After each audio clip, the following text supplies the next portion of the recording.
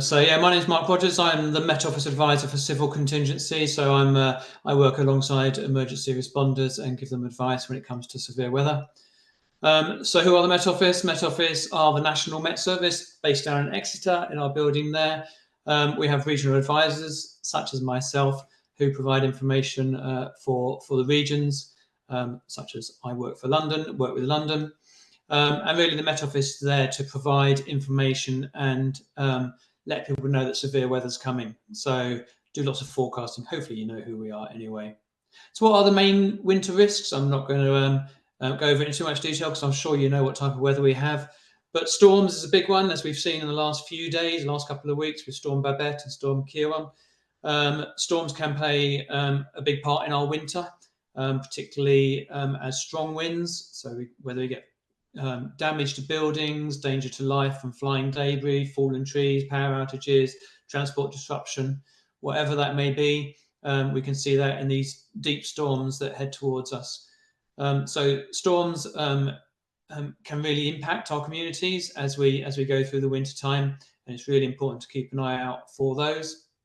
So as an example, Storm Eunice, we saw last year, we saw Dudley, Eunice and Franklin in the space of a week, which is very unusual to see so many storms in such a short space of time.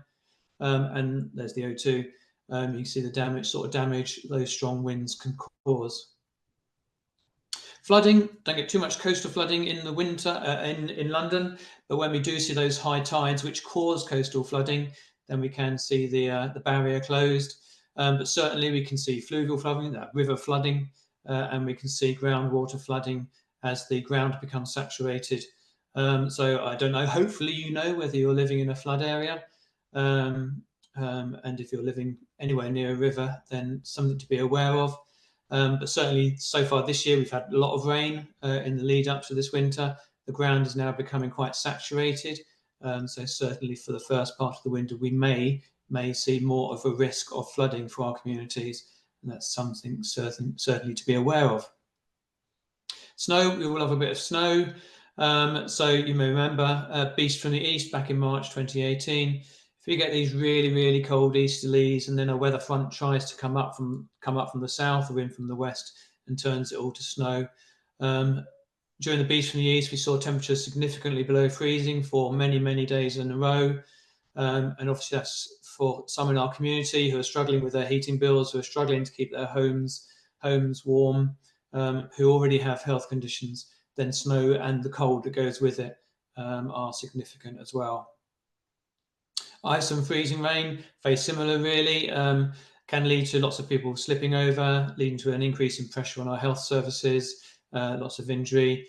Freezing rain is very dangerous conditions, just produces a sheet ice, very dangerous, can produce power outages as well. So these are the type of things we need to be aware of in the winter months. And finally, fog. This is mainly for our big roads leading into London. But certainly we have seen some big pile-ups during fog. So they're the types of risks that we tend to see. And I think about when we're looking at winter and winter weather, it's about being prepared for what we're likely to see. So we're not taken by surprise by it. We're not unprepared, but actually we know what's coming, and then we can prepare ourselves and prepare our communities for what is coming their way. So there's a lot of things that we issue in the Met Office to help people be aware of the severe weather and look out for advice. And our main way of doing that is really the National Severe Weather Warning Service, which was introduced back in 1988 following the Great Storm of '87. For those of you who are old enough to remember that, I am just about. So the Great Storm of '87, we got pretty badly wrong until the very last moment. At the last moment, we got it right, but we had no way of telling people. So in 1988, following this storm, we created the National Severe Weather Warning Service, a way of telling people, hopefully with plenty of time, but even at short notice, that severe weather is coming. Severe weather which may bring danger to life, injuries, disruption, and so on. So it was created in 1988. And the main features of that service are that we warn for 8 different weather elements, and you can see those on the screen. We can warn up to 7 days in advance. So we can give plenty of notice that severe weather is coming. Now, normally it's 1 to 3 days. We might do up to 5 days. 7 is quite unusual, but we can do that. So we can hopefully give people plenty of warning that severe weather is coming, give time for preparation so people understand it. It's an impact-based warning service. So we're interested in what the impacts of the severe weather are going to be. This warning service is for the UK as a whole. So we're interested not just in London, but Scotland as well. And 70-mile-an-hour winds in Scotland are very different from 70-mile-an-hour winds in southeast England. The impacts tend to be much worse in southern England. So that's why we take into account, and it's an impact-based warning service. What are the impacts going to be from that severe weather which is coming our way? So it's always really important to look at what the impacts are. And when we issue a warning, you might see these little boxes in that warning, and it's really important to understand that. So it doesn't matter what the color is, really, it's looking at the impact column. So this yellow is a low impact, whereas this yellow is a high impact, but it's all down to likelihood. So always try to look at where that little tick is and see how bad, how severe this weather is likely to be. And we do this assessment. Is it a rural area or coastal area or an urban area? What are the current conditions and what time of year, what time of day, and so on. So we do all of this as part of our assessment about how we're going to alert people how severe that weather is going to be. It's all part of a risk assessment. I'm sure you've heard of those. It's a risk assessment that we do to assess the severity and likelihood of the weather that's coming our way. So it's really important to sign up or ask communities to sign up and take notice of the warnings. It gives you a heads up that severe weather's coming. It enables people to prepare. Certainly, part of my role is to let emergency responders to prepare, whether that's gritting or whether that's putting plans into place for how we're going to respond to it. But local communities can do that for themselves as well, and encourage you to encourage communities to do that. If they're in a flood area, they might have flood boards or flood defences. They might be able to grit their own roads or grit their own pavements with salt providers. So it's about being proactive rather than being reactive. So doing something ahead of time, being prepared ahead of time rather than waiting for it to arrive. So monitoring forecasts is really easy. There's so many ways to monitor forecast. Hopefully some of you have got the Met Office app on your phones, if you've got a phone that will take an app.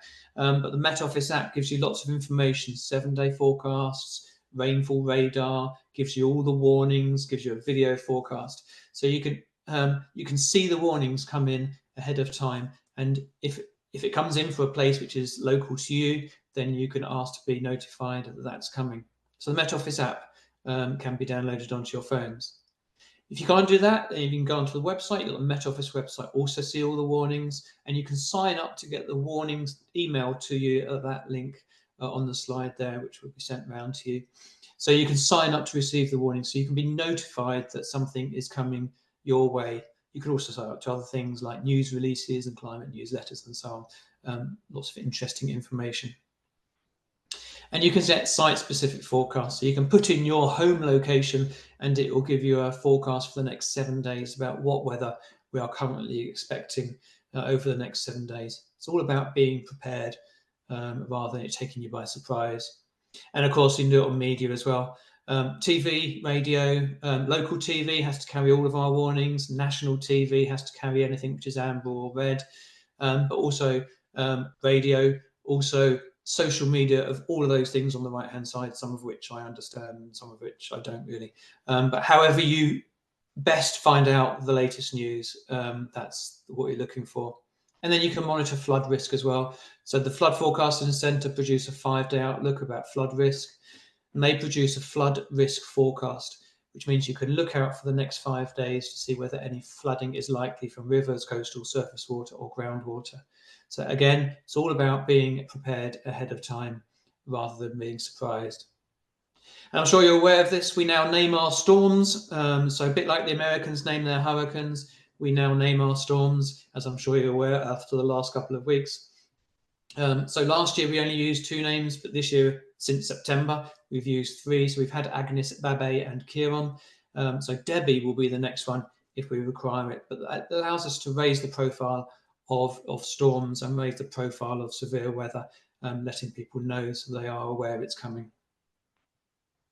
So look ahead, what's this winter likely to become? When we do a look ahead, we tend to do 3 months at a time. It's a 3 month forecast for the whole of the UK, and it gives you an average. It's all about probabilities. So this is the latest one. This is our November to January period. So it is suggesting a slightly higher likelihood of a wet period, and we've certainly seen that over the last 2 or 3 weeks. But a higher chance that actually, particularly later in that 3 month period, we may see some cold weather.